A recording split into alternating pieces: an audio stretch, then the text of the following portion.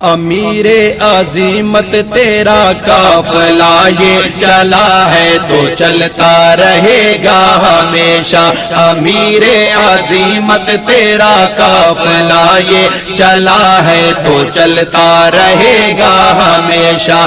تیرا مشن عالم میں خوشبو کی مانند، تیرا مشن عالم میں خوشبو کی مانند مہکتا مہکتا رہے گا ہمیشہ۔ امیر عظیمت تیرا قافلہ یہ چلا ہے تو چلتا رہے گا ہمیشہ۔ خدا کے سوا نہ ہمیں ڈر کسی کا، خدا کے سوا نہ ہمیں ڈر کسی کا، شہادت ہی مقصد ہے اس زندگی کا، شہادت ہی مقصد ہے اس زندگی کا۔ صحابہ کی عظمت کا ڈنکا جہاں میں، صحابہ کی عظمت کا ڈنکا جہاں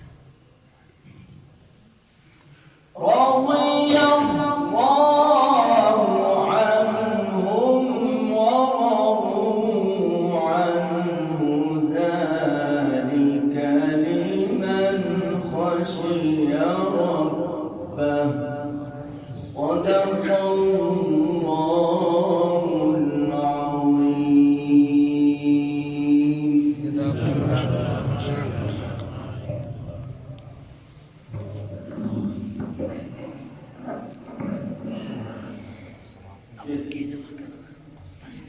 مولانا رحمان صاحب جو انتہائی خوبصورت انداز میں آپ کے سامنے تلاوت قرآن پاک فرما رہے تھے.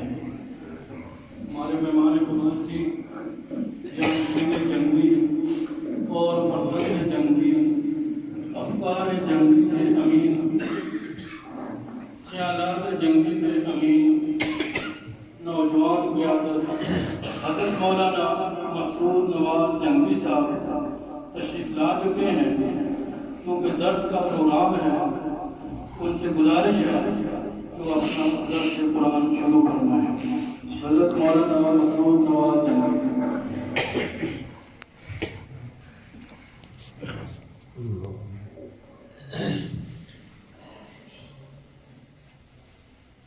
الحمدللہ والصلاة والسلام علی من لا نبی بعدہ. ما بعد اعوذ باللہ من الشیطان الرجیم. بسم اللہ الرحمن الرحیم. محمد رسول اللہ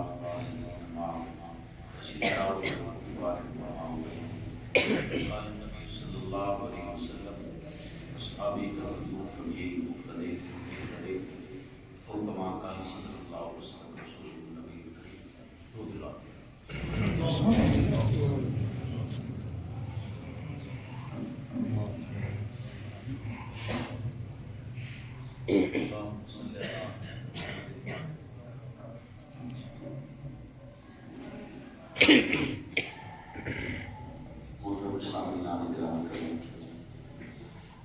جیسا کہ آپ کے آباد کی طرف سے حکم ہوا ہم یہاں تعزیت کے لیے آئے تھے تو ہم نے حکم کیا کہ تھوڑی سی باتیں آپ سے چند ہو جائیں قرآن و حدیث کی روشنی میں. لمبی چوڑے جلسے کا پروگرام تو ہے نہیں ہے تو جو ہے وہ درس کے سلسلہ میں دو چار باتیں آپ سے عرض کرنی خالق کائنات سے نوازوں اور مجھے آپ کو سچ کہنے کی توفیق عطا فرمائے اور آپ کو سچ کہنے کے بعد مجھے اور آپ کو اس پر عمل پیرا ہونے کی توفیق عطا فرمائے. ہم سب بحیثیت مسلمان میں آخر دو جہاں حضرت رسول اللہ صلی اللہ علیہ وسلم سے بے انتہا محبت ہے. ہر بشر جو ایمان لایا مسلمان ہوا اس کا دل یہ چاہتا ہے کہ وہ آقا دو جہاں کے لیے اپنا سب کچھ قربان کرے. اور حضور اکرم صلی اللہ علیہ وسلم کی حدیث مبارکہ بھی ہے کہ لا یؤمن احدکم حتی اکون احب الیہ من والدہ وولدہ والناس اجمعین. تم میں سے کوئی شخص اس وقت تک مومن نہیں ہو سکتا جب تک وہ کائنات کی ہر ایک شے سے زیادہ محمد رسول اللہ سے محبت ہے. تو ہمیں ہماری زندگی اسلامی طور پر ہم سے یہ تقاضا کرتی ہے کہ ہمیں محمد رسول اللہ صلی اللہ علیہ وسلم سے اتحاد کی محبت. اور یقیناً مسلمان محبت کرتے ہوئے ہیں، اس میں کوئی شک نہیں. اس کے لیے ضروری نہیں ہوتا کہ لوگ مطلب دین میں ہر وقت لگے ہوں گے یا مسجد میں بیٹھے ہوں گے صرف وہی کرتے ہیں. ہر فرد جس نے لا الہ الا اللہ محمد رسول اللہ پڑھا ہے وہ محمد رسول اللہ صلی اللہ علیہ وسلم کی ذات بابرکات سے محبت کرتا ہے. چاہے بچہ ہے، بڑا ہے، نوجوان ہے، ہر عمر کا فرد اور ہر نسل، ہر علاقے کا فرد جس نے کلمہ پڑھا وہ محمد رسول اللہ صلی اللہ علیہ وسلم کے لیے اپنا تن من دھن دینے کے لیے تیار ہے. اب ہماری یہ خواہش تو یقیناً ہے کہ ہم جہاں اتنی محبت آپ سے کرتے ہیں اور آپ کے ارشاد بھی ہے کہ المرء مع من احب، جو جس سے محبت کرتا ہے اسی کے ساتھ اٹھایا جائے گا. اب ہمارا آپ سے اتنا عشق کی محبت ہے، دل تو چاہتا ہے نا کہ ہم محمد رسول اللہ کے ساتھ ہوں. بولیے نا، آقا کا ساتھ چاہیے کہ آپ کو نہیں چاہیے؟ چاہیے نا. تو حضور کے ساتھ کے لیے قرآن کیا کہتا ہے کہ کون لوگ ہیں جو حضور کے ساتھ ہیں؟ حضور کے ساتھ کون لوگ ہیں؟ قرآن کہتا ہے کہ محمد رسول اللہ والذین معہ، اور جو ان کے ساتھ ہیں. ان کے ساتھ ہونا، ان کے لیے دو نشانیاں بتائیں. آج لوگوں میں یہ چیز پائی جاتی ہے ہمارے یہاں مسلمان طبقات میں کہ ہر دوسرا بندہ اتحاد کرنا لگتا ہے، جی اکٹھے ہو جائے لگاتا ہے. ہر دوسرا بندہ کہتا ہے جی اکٹھے ہو جائے. کہیں کوئی اختلاف ہو جائے لوگ کہتے ہیں کہ مسلمانوں کے درمیان، جماعت کے درمیان اختلافات نہیں ہونے چاہیے، ایک ہو جائے. تو قرآن اس کا نسخہ بتا رہا ہے. مجھے پہلے کیا تھا؟ اکٹھے ہونے، پہلے تو سب کافروں کے لیے سخت ہوں گے تو آپس میں ایک دوسرے کے ساتھ رہتے ہیں. جب کافروں کے لیے سخت نہیں ہوتا تو مسلمان کے اندر تو ویسے بھی ایک جذبہ ہوتا ہے, وہ جذبہ اپنوں کے استعمال ہونا شروع ہو جاتا ہے. تو اسی لیے ہوتا ہے چونکہ کافروں کے لیے سخت ہے نہیں, کہیں تو لڑنا ہے. تو جیسے کہتے ہیں نا کہ کوئی بندہ اگر اس کے پاس ایک کیفیت ہے, اسلام کی کیفیت ہے, اسلام جس کے اندر ہوتا ہے وہ پھر پھیلتا ہے. اب اس میں جب آپ بحثیت مسلمان کام کرتے ہیں اور آپ اسلام کے صحیح طریقے پر نہیں چلیں گے تو یہ نقصانات ہوں گے, اکٹھے نہیں رہ سکیں, یہ معاملات پیدا ہو گئے. تو وہ لوگ جو محمد رسول اللہ کے ساتھ ہیں وہ کافروں کے لیے ساتھ اور آپس میں رہتے ہیں. پہلے کیا کہا ہے قرآن, کافروں کے لیے ساتھ. جب کافروں کے لیے ساتھ ہو جائیں گے تو آپس میں رہنے کے لیے خود بخود آ جائے گا. جب ذہن یہ بن جائے گا کہ میں کافر کے ساتھ ساتھ, تو ایٹومیٹکلی بات ہے کہ بندہ کہتا ہے کہ یار اپنوں کے ساتھ بنا کر رکھو, چونکہ آپ دشمن کے ساتھ لڑ رہے ہیں, دشمن کے ساتھ لڑ رہے ہیں. اب آپ اس کی مثال دیکھیے, ہم صحابہ کی زندگی سے اس کو دیکھتے ہیں کہ رحماء بینہم رشیدہ والفارس کی کیفیت کیا ہے. تو آپ دیکھیں کہ حضرت عبدالرحمن بن ابی بکر رضی اللہ تعالیٰ ابھی ایمان نہیں لائے تھے. ایک جنگ میں حضرت ابوبکر بھی موجود ہیں اور وہ بھی. تو بعد میں جب ایمان لائے نا, اور یہ اعزاز سیدنا صدیق اکبر کو صرف حاصل ہے کہ ان کی 4 نسلیں ایمان لائیں اور صحابی لائیں. کیونکہ والد بھی ایمان لائے, خود ان کے بیٹے ہو ان کے آگے بعد. تو یہ بہت بڑا اعزاز اسی خاندان کو حاصل. تو حضرت ابوبکر سے ان کے بیٹے کہتے ہیں کہ جنگ کے دوران میرا داؤ لگ سکتا تھا اور آپ بھی میرے سامنے تھے, اگر میں چاہتا تو آپ کے پر تلوار سوار کر سکتا تھا, لیکن میں نے آپ کو چھوڑ دیا. تو حضرت ابوبکر جواب میں کہتے ہیں کہ بیٹا یہ تو نے مجھے چھوڑ دیا, اگر تیری جگہ میں ہوتا تو میں تیرے ساتھ ادا کر دیتا. سکی اولاد کے لیے اپنے بیٹے کے لیے کیا الفاظ ادا کریں, اور کر کون رہا ہے یہ الفاظ ادا, وہ جو امت کا سب سے رحم دل انسان ہے.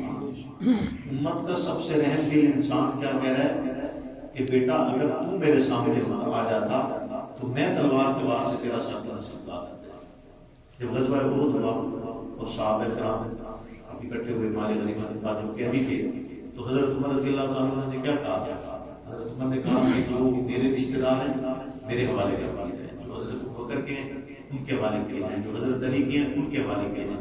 اور اس لیے نہیں حوالے کر رہے تھے کہ یہ کہہ رہے ہیں کہ حوالے کر دیں تاکہ ہم ان پر احسان کریں, ان کو گھروں کو واپس بھجوا دیں, رشتہ داروں میں ہمارا نام بڑا ہو جائے گا, لوگ کہیں گے کہ یار چلو ہمارے لوگ اسلام میں بیٹھے تو ان لوگوں نے ہمارا خیال رکھا, ہم اگر چکو چکر تھے لیکن ہمارا خیال رکھا, ہمیں نوازا نہیں. حضرت عمر نے کہا ہمارے حوالے کریں, ہم ان کے سر خود اتاریں گے, ہم ان کے سر خود اتاریں گے, خود اتار کر پیغام یہ دیں گے کہ اگر کسی نے بدلہ لینا تو وہ بھی ہمارے خاندان, ہم کے خاندان کے بارے میں ہم ہی سے لیں گے. اسلام سے کوئی بدلہ بھی نہ لیں گے, اسلام سے کوئی اس کا بدلہ بھی کہ وہ کہیں کہ مسلمانوں کے کسی فرد اور نے ان کو قتل کیا لہذا وہ کہیں کہ اب انہیں قبائلی طور پر اس کا بدلہ دیا جائے. تو انہوں نے کہا اگر بدلہ بھی لینا تو وہ بھی وہ خاندان کے فرد سے نہیں, اسلام سے نہ لے جائے. بیٹی ہے ماشاءاللہ آپ کے آپ کی بیٹی میں آپ دیکھتے ہیں بیٹی ماں باپ سے بہت زیادہ محبت کرتی ہے. ایسا ہی ہے, بیٹیاں ہر چیز خراب کر دیں گی, خدمت کریں گی, سارے گھر میں کام کریں گی. باپ اگر بیٹیوں کی شادی ہو جائے اور باپ اگر بیٹی کے گھر چلا جائے تو بیٹی کتنا اکرام کرتی ہے, کتنی عزت کرتی ہے, کتنی اس کو خوشی ہوتی ہے کہ میرا والد میرے گھر آیا. کبھی یہ ہوا کہ باپ بیٹی کے گھر جائے اور کوئی لڑائی نہ ہو, کوئی جھگڑا نہ ہو, کوئی بات بھی نہ ہو, کوئی ان کے ساتھ تلخی بھی نہ ہو, اور بیٹی بستر اٹھا دے, بیٹی بجائے اس کے بستر بچھانے کے بستر لپیٹنا شروع کر دے. زمانے کا رواج یہی ہے کہ جب بیٹیوں کے گھر باپ آتے ہیں تو وہ بستر بچھاتی ہے, وہ احترام کرتی ہے, انہیں عزت دیتی ہے, ان کا خیال کرتی ہے. لیکن جب باپ پیغمبر کے گھر میں گئے, پیغمبر کے گھر میں گئے تو بیٹی ام حبیبہ نے بستر لپیٹ دیا, بیٹی نے بستر لپیٹ دیا. یہ گھرانہ دیکھیں کون سا ہے, آل بیت کس کے ہیں, محمد رسول اللہ صلی اللہ علیہ وسلم. جہاں سے اخلاق چلتے ہیں, جہاں سے حسن سلوک اور محبت چلتی ہے, جہاں سے رواداری اور مساوات چلتی ہے. کائنات میں آپ مساوات مدینہ سے بڑی کوئی مساوات کی مثال پیش نہیں کر سکتے. اتنی بڑی مساوات اور اتنا اعلیٰ اخلاق کے مالک، اور ان کے گھر میں آپ بیٹی باپ کے لیے بستر بچھانے کی بجائے بستر لپیٹ رہی ہے، تو کیا پھر میں اور آپ زیادہ با اخلاق ہیں؟ بولیے نا، میں اور آپ زیادہ با اخلاق ہیں؟ بیٹی بستر لپیٹ رہی ہے اور باپ کہہ رہا ہے کہ تجھے نہیں پتا میں مکہ کے سرداروں میں سے ہوں اور میں ایک بڑا ہوں، میرا علاقے میں ایک نام ہے، اور تم میرے آنے پر بستر لپیٹ رہے ہو، بجائے اس کے کہ تم بچاتی، میں تمہارا باپ تو چاہے وہ اتنا مجھ میں نہیں کرنا، میں تمہارا والد تو تھا۔ حضرت ام حبیبہ جواب دیتی ہیں، کتنا خوبصورت، مومنوں کی ماں کیا جواب دے رہی ہے؟ مومنوں کی ماں جواب میں کہتی ہے کہ یہ بستر رسول اللہ ہے، آپ ابھی ایمان نہیں لائے، آپ ایمان نہیں لائے۔ اب وہ جسمانی نجس نہیں تھے اس وقت، اعتقادی نجس تھے نا۔ آپ کو یہ اجازت بھی نہیں ہے، مطلب یہ ہے کہ صرف جسمانی نجس کے لیے یہ ضروری نہیں ہوتا کہ جسمانی نجس ہی مسجد میں نہیں آ سکتا، اعتقادی نجس بھی نہیں آ سکتا، اعتقادی نجس بھی اس کے ساتھ بھی رویہ وہی ہونا چاہیے۔ اس کو حضرت ام حبیبہ کیا کہہ رہی ہے کہ نہیں، میں آپ کا یہ بستر نہیں بچھاؤں گی، چونکہ یہ محمد رسول اللہ کا بستر ہے، آپ ایمان نہیں لائے، لہذا آپ اس بستر پر نہیں بیٹھ سکتے، آپ اس بستر پر نہیں بیٹھ سکتے۔ مومنوں کی ماں اپنے والد سرکار کے بستر پر نہیں بیٹھنے دیتی، اور یہ پوری امت پیغام دیتی ہے کہ اشداء علی الکفار اسے کہا جاتا ہے۔ انہوں نے اپنی زندگیوں سے اس مثال کو پیش کیا، یہ نہیں کیا کہ اپنے رشتہ داروں کو نواز لیا، ان کو قریب کر لیا، ان کو سب کچھ کہا، ان کو سب کچھ دیا، ایسا نہیں کیا۔ انہوں نے میرے اور آپ کے لیے اس مثال کو بیان کیا، وہ اتنے سخت ہوئے کفر کے لیے تو آپس میں شیر و شکر تھے، آپس میں کوئی معاملات نہیں تھے۔ آپ دیکھیں اسلام اگر ایسے معاملات آپس میں ہوتے تو فتوحات نہ ہوتی۔ کیا انہوں نے آدھی دنیا پر حکمرانی نہیں کی؟ وہ آدھی دنیا کے حکمران بنے نا، اور کئی سال ان کے حکومتیں چلی، جب تک زندہ رہے حکومت چلی۔ یہ سب کچھ اس لیے ہوا کہ جب آپ کفر پر سخت ہوتے ہیں، آپس میں رحم بہت پیدا ہو جاتا ہے، اور پھر اللہ فتح عطا کرتا ہے، پھر اللہ کامرانیاں دیتا ہے، پھر اللہ رب العزت مدد فرماتے ہیں۔ اس لیے یہ اصول اپنا لیجیے، جس کو جو چاہتے ہیں، جن کو جو کہیں کہ نہیں اتحاد نہیں ہو رہا تو اتحاد کی اتحاد کا درس تو قرآن دیتا ہے، قرآن سے بڑا کوئی واعظ ہے؟ ہمارے پاس کوئی اور چیز ایسی ہے جو رب کا کلام مانی ہے؟ جب اللہ کہہ رہے ہیں تو اللہ کے حکم سے بڑا کون ہوگا؟ اللہ کے حکم سے بڑا اور کون سی بات ہوگا؟ اللہ نے ہمیں، مجھے اور آپ کو یہ پیغام دیا کہ اشداء علی الکفار رحماء بینہم، کافروں کے لیے سخت ہو جاؤ، آپس میں خود بخود رحم دیا، آپس میں محبتیں خود بخود پیدا ہونا شروع ہو جائیں گی۔ جب آپ کو ایک لائن آف ایکشن مل جائے گی، راستہ مل جائے گا، ایک طریقہ مل جائے گا کہ آپ نے یہ کرنا، تو آپ بہت ساری چیزوں کو درگزر کرنا شروع کر دیں۔ بولیے نا، رشتے داروں میں جب بھائی آپس میں لڑے ہوئے بھی ہوں، اگر سامنے سے کوئی دشمن آ جائے تو بھی اکٹھے ہو جاتے ہیں، یار یہ دشمن مشترک ہے، دشمن تو کافر جو ہے وہ اسلام کا، ہر مسلمان کا مشترکہ دشمن ہے، اس کے لیے مجھے اور آپ کو اکٹھا ہونا ہے، اور اس راستے پر چلنا ہے جو محمد رسول اللہ صلی اللہ علیہ وسلم نے ہمیں بتایا، آپ کے صحابہ نے ہمیں بتایا۔ ایمان کا جو معیار میرے اور آپ کے لیے قرآن مجید فرقان حمید میں اللہ نے قائم کیا، اس پر مجھے اور آپ کو چلنا ہے کہ وہ معیار کہ ایمان ویسا جیسا صحابہ ایمان لائے، اس کے بغیر ایمان قابل قبول، اس کے بغیر ایمان قابل قبول نہیں۔ ایمان سے مراد یاد رکھیے گا عبادات نہیں، ایمان سے مراد عقیدہ، نظریات، کہ نظریات کس درجہ ہوتا ہے، عقیدہ کتنا مضبوط ہے، اور عقیدے بری، باقی تو گناہ ثواب بشری تقاضے ہیں، غلطیاں ہوتی ہیں اور لوگ اس کی معافی کا رب نے دروازہ کھولا ہوا ہے۔ اللہ رب کے وہ ایک روایت ہے کہ اگر یہ لوگ گناہ نہیں کریں گے تو اللہ کوئی اور مخلوق پیدا کر دے گا، تو گناہ کریں گے اللہ سے توبہ کریں گے۔ توبہ اللہ کو پسند ہے، لیکن اس کا یہ مطلب نہیں کہ گناہ کی آزادی ہے، گناہ کی آزادی نہیں، لیکن توبہ اس کو پسند ہے۔ عام حالات میں بھی توبہ کرنی چاہیے، نہ معلوم کس لمحے میں کون سی خطا ہو گئی جو اس کی ناراضگی کا سبب بنتا ہے۔ تو توبہ اور استغفار اور ایمان ویسا جیسا صحابہ نے بنایا، وہ ویسا بنا کہ پھر وہ نظریہ بدلا نہیں تھا۔ اگر ان کا نظریہ بدل جاتا نا یقیناً ہمیں اس راستے پر چلنا ہے اللہ رب العزت سے دعا ہے کہ مجھے اور آپ کو عمل کی توفیق عطا فرمائے. دعا بسم اللہ الرحمن الرحیم.